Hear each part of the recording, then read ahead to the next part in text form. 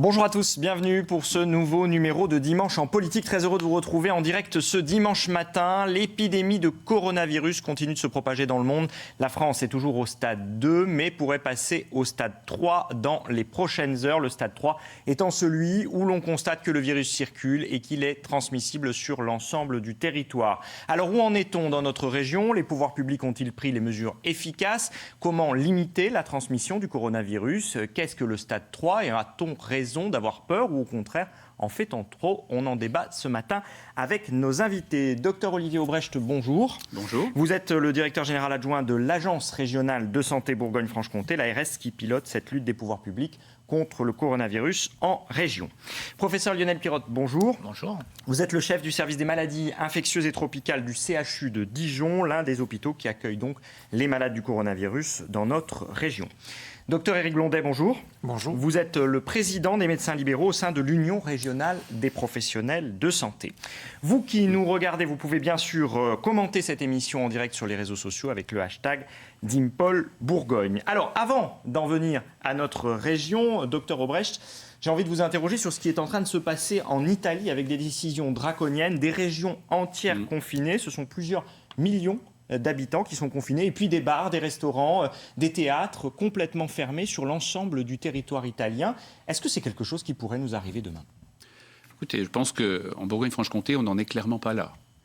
Maintenant, ce sont des mesures qui sont adaptées au stade 3 de l'épidémie, au moment où il convient d'essayer au maximum de limiter le nombre de cas à partir du moment où il devient explosif. Encore une fois, ce n'est pas la situation de la France. Je vous rappelle qu'aujourd'hui, il y a 1 millier de cas en France et nous avons des mesures de confinement qui restent efficaces. La France est au stade 2, nous ne sommes pas au stade de nos voisins italiens. Professeur Pirotte, c'est efficace contre ce fameux coronavirus Covid-19 que de tenter de confiner des régions entières? Tout dépend de ce qu'on cherche à faire. C'est sûr qu'afin de limiter une épidémie, plus vous confinez, plus vous avez de chances de limiter l'expansion et l'apparition de nouveaux cas. Après, tout dépend du stade où on en est. Et c'est vrai que plus on avance dans l'épidémie, moins l'efficacité attendue est importante. Alors hier, Olivier Aubrecht, vous avez publié un nouveau communiqué, comme chaque jour. Oui. Est-ce que vous pouvez nous faire un état des lieux de la situation en Bourgogne-Franche-Comté ? Oui, alors effectivement, comme vous le signalez, la situation est très évolutive. Donc ce que je dis aujourd'hui ne sera sûrement pas ce que je pourrais dire demain. Est-ce que ça veut dire qu'à 14h, vous allez faire un nouveau point dans quelques minutes? Tout à fait. Et que vous allez annoncer de nouveaux cas? Il y aura probablement quelques nouveaux cas. Mais encore une fois, nous sommes dans une région où les mesures qui ont été prises dans la phase 1 et dans la phase 2 désormais limitent de façon importante le nombre de cas. Nous en avons 106 cas, effectivement, hier à 16h. Je pense qu'effectivement, aujourd'hui, il y en aura probablement quelques-uns de plus. Nous avons 6 départements sur 8 dans la région qui sont touchés. La Nièvre et l'Yonne, pour l'instant, échappent à l'épidémie. Mais tous les autres départements ont des cas. Et on a 2 départements, le Doubs et le territoire de Belfort, qui sont plus spécifiquement touchés que les autres. Est-ce que la progression de ce coronavirus, professeur Pirotte, est spectaculaire ou est-ce qu'elle est normale pour ce type de virus? Qu'est-ce que vous diriez? C'est difficile de répondre à ça d'une façon très, très simple et très tranchée. Ce qu'on peut dire, c'est que, je voudrais juste rajouter une précision, c'est que ça fait 2 mois qu'on est sur le coup. Ça fait des années qu'on travaille ce genre d'hypothèses qui ont déjà été expérimentées dans le passé, puisqu'on c'est pas la première épidémie à laquelle on est confronté. On a eu des virus respiratoires qu'il a fallu gérer dans le passé. Vous pensez au SRAS? Il y a eu le SRAS, le MERS, des choses qui sont moins connues du grand public. Les H1N1, H5N1, H7N7. Donc c'est des choses que les gens ne connaissent pas et ou ont oublié. Oublié, oui. Ouais, c'est ça. Donc, et là, en l'occurrence, on a l'impression que depuis 8 jours, 10 jours, on est confronté à un énorme problème. Ça fait 2 mois qu'on travaille dessus, 2 mois qu'on sait qu'on a ce souci-là, potentiellement, puis qu'on a vu apparaître progressivement. Donc ça, on le sait. Après, dire que ce qui se passe est attendu, c'est toujours compliqué. On souhaiterait toujours que ça soit contingenté et limité dès le départ. On voit bien que là, en l'occurrence, toutes les mesures qu'on a mises en place n'ont pas suffi à limiter la progression. Il en demeure pas moins que ça se rapproche d'autres épidémies d'infections virales auxquelles on est confronté régulièrement. Ce qui fait sa spécificité, c'est que c'est un virus nouveau qui se répand dans une population qui n'a pas d'immunité vis-à-vis de ce virus. Et c'est-à-dire qu'il n'existe pas de vaccin et comme on l'a jamais... Non, il n'y a pas d'immunité déjà naturelle. Parce on est confronté à des coronavirus. Il y a déjà des coronavirus qui circulent. Tout le monde a fait un coronavirus. Une fois dans sa vie? Oui, c'est des rhumes, c'est des choses comme ça. Et puis de temps en temps, on le sait très bien, vous avez ces virus-là qui passent chez l'animal. Donc on l'a vu avec des virus de la grippe autrefois, ils sont passés passé chez le cochon, chez les oies sauvages, par exemple, ou dans le cas du MERS, c'est passé chez le chameau. Donc vous avez des recombinaisons qui se font au sein entre les animaux et l'homme, et vous avez un virus qui, du coup, acquiert des propriétés particulières auxquelles la population n'est pas préparée, puisqu'on n'a pas d'immunité contre ces mutants-là. Et là, c'est le cas en particulier. La grande question, à chaque fois, quand on voit apparaître un mutant, c'est est-ce qu'il est plus contagieux et est-ce qu'il est plus grave? Là, en l'occurrence, est-ce qu'il est plus contagieux? On peut dire que oui, la démonstration en est faite. Est-ce qu'il est plus grave? C'est compliqué à dire, parce qu'on voit que tous les modèles qu'on a extrapolés à partir de ce qu'on sait en Chine se corroborent chez nous. On aurait même tendance à dire qu'il est peut-être un peu moins grave chez nous. Il faut être très très prudent quant à ce que je dis. Mais... Bien sûr. Donc on est confronté à quelque chose qui est très contagieux, un peu grave. Je ne vais pas minimiser sa gravité, ne fût-ce que par respect pour les gens qui sont en réanimation, qui malheureusement décèdent du fait de ce virus. Mais on peut dire que voilà, on ne peut pas dire qu'on avait prévu les choses pour ce virus. Par contre, ça rentre dans des modèles que vous connaissez, d'infection auxquels on a été confronté et auxquels on sera confronté. C'est-à-dire que cette histoire-là va se reproduire. On fera les comptes à la fin de cette épidémie, mais on aura à regérer des cas similaires dans le futur. Docteur Blondet, vous êtes les médecins libéraux en première ligne sur les virus en permanence et notamment en période hivernale. Comment vous abordez cette épidémie-là? Est-ce qu'elle, pour vous, elle est très différente des autres? Elle est différente dans le sens où elle est pourvoyeuse de grandes inquiétudes. On a vu tous les débats qu'il y a pu y avoir, plus ou moins justifiés, mais vis-à-vis d'un agent biologique émergent, comme le disait le docteur Pirotte, on est sur l'inconnu. Quelle va être l'évolution, quelle va être la pénétration dans la population, quel va être le taux de morbidité associé à cet agent? Pour le moment, on n'en sait rien. C'est ça votre plus grande crainte à vous? C'est qu'au finalement, même si on travaille sur des modèles depuis longtemps qui peuvent ressembler, on ne le connaît pas, ce coronavirus-là? Alors, il y a toujours cette part d'inquiétude liée à l'ignorance ou en tout cas la pas de projection possible aux connaissances actuelles, d'où une situation très évolutive. La deuxième chose, c'est la crainte d'être... Quand on est malade, on va voir un médecin. Donc le médecin peut être un point de transmission. Et donc ça, c'est une inquiétude ou en tout cas une préoccupation constante des professionnels de santé et pas que des libéraux, qui est de dire je ne dois pas être un agent... un vecteur de transmission d'un agent émergent. Voilà. On a fait le compte des chiffres, Dr Obrecht. Est-ce que c'est toujours une histoire de chiffres? Est-ce qu'on en est toujours à une histoire de chiffres? Et à quel moment on comptera plus? Parce que finalement, on ne compte pas les cas de grippe. Je pense qu'il faut bien voir que la situation est différente selon les zones du territoire. C'est-à-dire que les endroits où on n'a encore que quelques cas qui sont tracés, qu'on peut repérer et suivre, ça reste extrêmement important, d'une part, évidemment, de soigner les patients, de repérer les cas contacts dans leur environnement pour permettre d'avoir ce confinement maximum des cas. Après, lorsqu'on est dans des zones où le virus circule déjà plus largement, comme on l'a par exemple, je vous dis, dans certains départements, le Doubs, le territoire de Belfort, là, le sujet, c'est effectivement de faire l'information. Les 3 trépieds de l'action publique, là, c'est véritablement repérer les patients pour les soigner, informer leur entourage pour qu'ils soient le moins transmetteurs possible, et là on rejoint ce que disait le docteur Blondet par rapport à la chaîne de transmission, et le troisième élément important sur lequel nous travaillons désormais à l'ARS, c'est protéger les soignants, puisque c'est effectivement quand nous allons entrer en phase 3, parce que je ne sais pas si c'est, vous disiez quelques heures, quelques jours, c'est peut-être quelques semaines. Un conseil de défense ce soir à l'Élysée. Oui, bien sûr.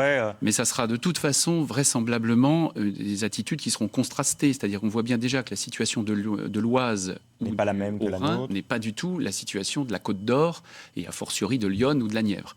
Donc il faut adapter au territoire. Il faut garder des stratégies différenciées sur les territoires, et la protection des professionnels de santé, évidemment des soins de premier recours, les médecins traitants, les infirmières libérales, mais aussi les personnes, notamment dans les EHPAD, qui prennent en charge les patients pour qu'on n'ait effectivement pas de contamination et de chaîne de transmission en direction des plus fragiles. Je posais la question du chiffre, professeur Pirotte, parce que aujourd'hui, on ne peut plus dépister tout le monde. À partir du moment où le virus circule autant, ça n'aurait presque pas de sens, non?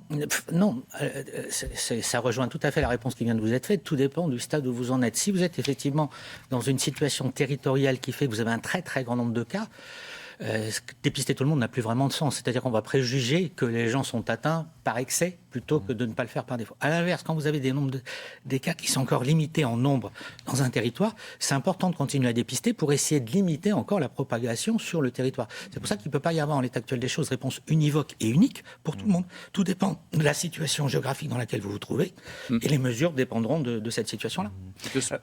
Oui. Dr. Wesch. Et je dirais, de ce point de vue, je voudrais renforcer ce qui vient d'être dit. Il y a véritablement une prise de conscience collective qu'il faut avoir par rapport à cela. C'est-à-dire que les mesures dites barrières que l'on applique généralement en cas d'épisode grippal, en cas d'épisode infectieux, elles ont tout leur sens là, puisque un virus égale un virus par rapport à cette modalité de transmission.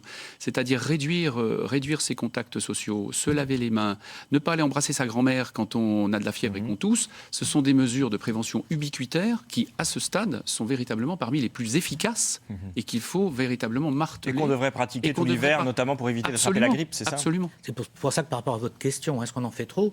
La bonne question pourrait être aussi, est-ce qu'on n'en fait pas assez ? Non pas cette fois-ci, mais les fois d'avant. Les fois d'avant. Et les fois à venir. Et à chaque C'est-à-dire fois. que tout ce qu'on est en train de marteler à l'occasion du coronavirus, ce sont des mesures qu'on devrait déjà appliquer, qui devraient être dans nos gènes, dans notre culture. Pour le coup, ça va changer un peu les choses selon vous ? Ben, j'espère.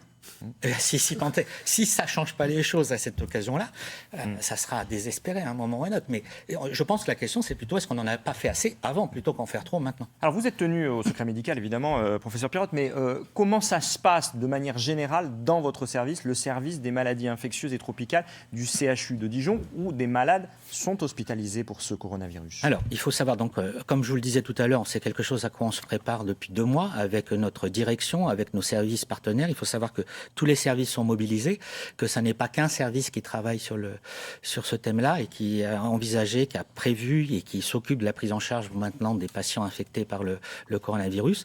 Donc cette approche multidisciplinaire, elle s'est mise en place progressivement, elle s'affine, elle s'ajuste, mais on est opérationnel maintenant depuis à peu près 2 mois. Ce qui se passe actuellement, c'est qu'on est encore dans une zone de densité virale, on va dire, relativement faible en Côte d'Or. Ça veut pas dire qu'on n'a pas de cas, on en a maintenant depuis une dizaine de jours, que jusqu'à présent, on arrive toujours à dépister, à serrer et à orienter les gens de la façon la plus adéquate possible. C'est-à-dire que quand, en l'état actuel des choses, ils vont très bien, on a mis en place un processus de surveillance à domicile. Ce sont des gens qu'on appelle régulièrement, quitte à les faire revenir à l'hôpital si jamais ça n'est pas bien. Et puis ceux qui ne vont pas bien, et ou pour lesquels on a un doute parce qu'ils sont fragiles, et ou parce qu'ils ne comprennent pas forcément tous les enjeux de la situation, à ce moment-là, on les fait venir dans le service et on les garde en hospitalisation le temps qu'il faut. Donc vous n'êtes pas submergé, ni vous, ni même les autres hôpitaux on n'est pas français. submergé pour la simple et bonne raison qu'on s'adapte. C'est-à-dire qu'il ne faut pas voir les choses d'une façon dogmatique, on est très pragmatique. C'est-à-dire qu'on a redimensionné grâce à comment dirais-je, à l'implication de tous, et notamment donc du CHU dans son intégralité, on a redimensionné nos moyens et on s'adapte. C'est-à-dire qu'au départ, on avait réservé un certain nombre de chambres, et puis le nombre de chambres a évolué. On adapte notre dispositif en permanence. Ça ne veut pas dire qu'on n'a pas anticipé. Voilà. Non, les filières et les process, ils sont très clairs. C'est le dimensionnement, c'est-à-dire s'adapter. Vous adaptez à la situation. Quoi. Olivier Aubrecht, aujourd'hui, on n'hospitalise plus forcément. Avant, au début de l'épidémie, on hospitalisait pour contenir l'évolution du virus. Aujourd'hui, on voit que c'est plus forcément nécessaire.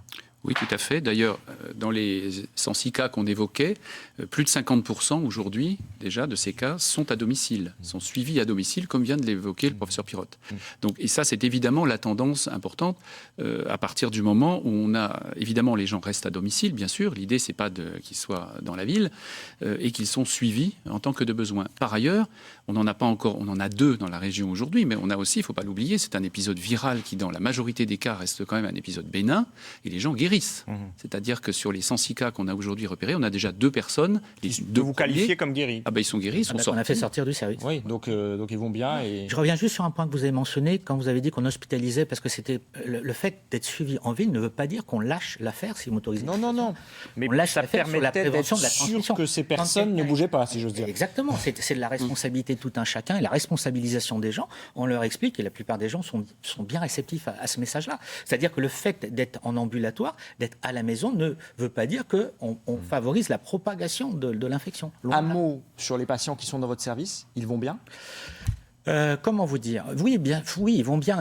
Enfin, il faut voir quelque chose, c'est que l'épidémie, les chiffres qu'on a de Chine sont à peu près ceux qu'on peut observer actuellement en France. À savoir, quand vous faites une infection par le coronavirus, dans 85% des cas, vous allez faire une infection, vous allez aller parfaitement bien et où vous allez avoir une infection qui ne suscitera pas d'inquiétude particulière.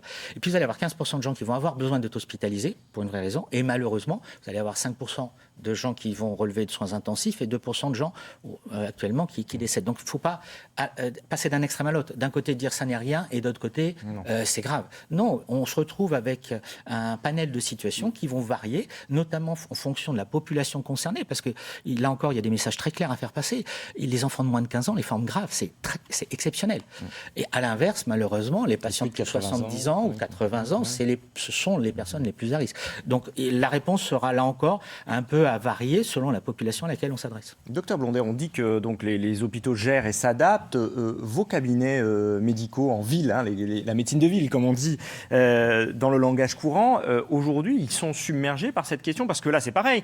Au début, on nous a dit, il ne faut pas bouger, il faut appeler le centre 15, mais à partir du moment où on a quelque chose qui ressemble à des syndromes grippaux, j'imagine qu'on va voir son médecin traitant. Enfin, moi, c'est ce que je ferais. Je ne sais pas ce que font ceux qui nous regardent, mais qu'est-ce que vous conseillez de faire ?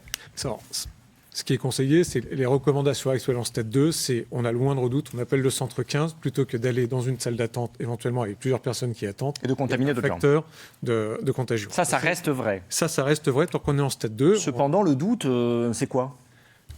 C'est un syndrome grippal, c'est un syndrome viral. Donc dès qu'on a un syndrome grippal, comme c'était mon cas il y a 15 jours, j'appelle le centre 15 plutôt que de prendre rendez-vous chez mon médecin traitant. Tant qu'on est en stade 2, oui. Absolument. On évite d'aller au contact d'autres gens, et notamment dans les milieux confinés. Et le premier milieu confiné de gens malades, c'est quand même une salle d'attente de médecins ou de professionnels de santé. Donc ça, c'est du bon sens, c'est du pragmatisme, comme le disait le professeur. À partir du moment où on passerait au stade 3, et on va venir au rôle du stade 3, mais ça changerait sans doute les choses. Vous seriez du coup encore plus en première ligne ?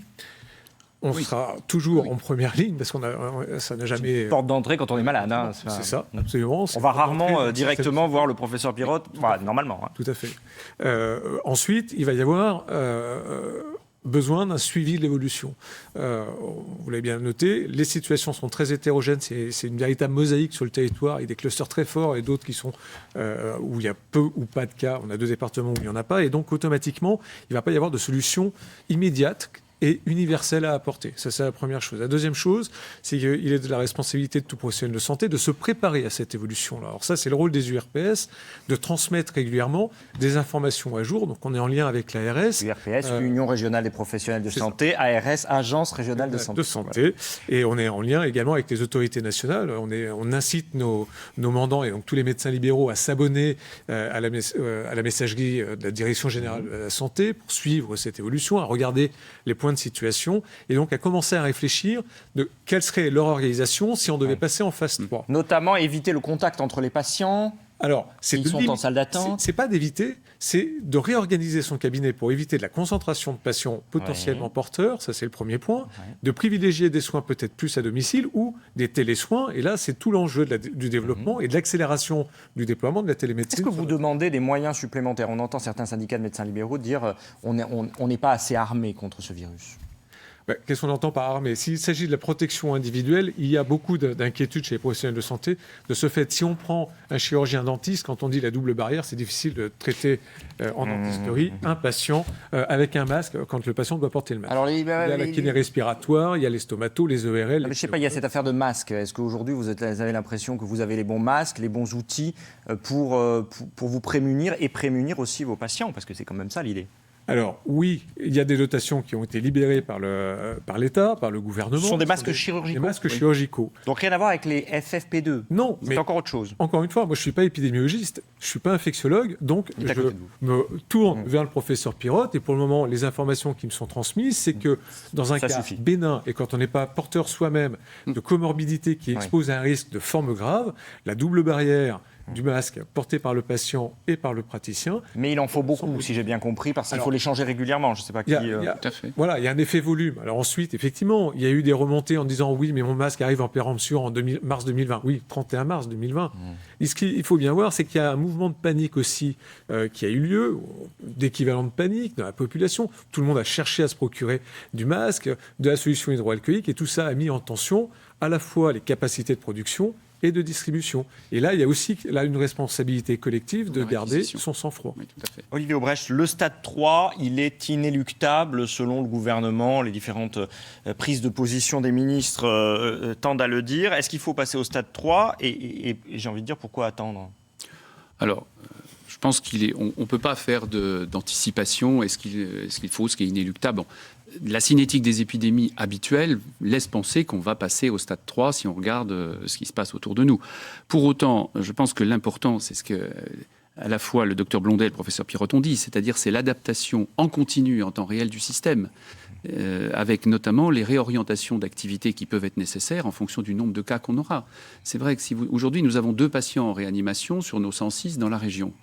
Si demain, on n'avait pas 106 patients, mais 20 000 patients, il est évident que nous aurions, avec les établissements, à anticiper la façon dont les établissements publics de premier recours, les établissements publics de second recours, parce qu'on oublie aussi tous les établissements, et les établissements privés, un certain nombre d'établissements privés ont des capacités de réanimation. Au stade 3, donc, c'est simplement le nombre de personnes touchées ? Alors, ce n'est pas que le nombre, je vous compléterai peut-être, M. Pirotte, mais ce n'est pas que le nombre, c'est aussi la vitesse de diffusion dans un groupe de population. Et c'est pour ça, par exemple, que le Haut-Rhin et l'Oise ont été, de fait, passés en stade 2 renforcé, mais les mesures qui sont prises sont des mesures de stade 3. Parce qu'à ce moment-là, le sujet, c'est bien de briser l'évolution, la courbe d'évolution du nombre de cas. Nous, encore une fois, je le redis, on n'en est pas là. Et notre enjeu désormais, c'est bien de préparer, d'anticiper, on n'en aura peut-être pas besoin, mais probablement que ça sera utile, mais ça fait partie de avec la médecine libérale, notamment la façon, ce que vient de dire le docteur Blondet, les patients, lorsqu'on va plus tous les tester, lorsque le centre 15 sera rassuré de quelqu'un qui, sans doute, est touché, mais va bien, va rester à domicile, comment les médecins traitants vont pouvoir prendre le relais, y compris de façon dématérialisée. Et nous allons essayer de travailler, effectivement, d'ores et déjà, sur la façon dont les patients à domicile pourront contacter leur médecin habituel par voie de télésanté. Lionel Pirotte, sur ce stade 3. Alors, moi, je vais faire un commentaire qui n'engage que moi, mais je pense qu'il y aura une réflexion à porter, parce que c'est clair que ce stade 3 est comment dirais-je, agité comme étant la Troisième Guerre mondiale, la guerre nucléaire ou que sais-je encore. La vraie différence, c'est entre le stade 1 et le stade 2. J'allais dire le 2, le 3, c'est juste un dimensionnement. La philosophie est la même. Vous appelez ça 2+, 3-, 2,5, 2,8, c'est pas le problème.